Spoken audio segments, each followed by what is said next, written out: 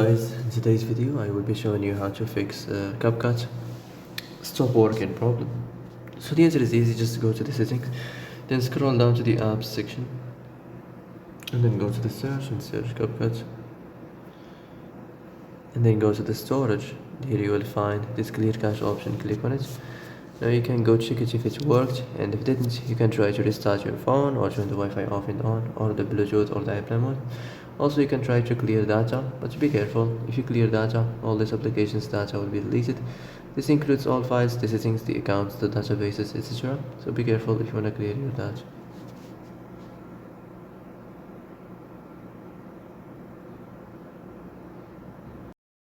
And that's it for today's video. I hope this is the answer you've been looking for. If you like this video, don't forget to like and subscribe, and see you in the next video. Thanks for watching.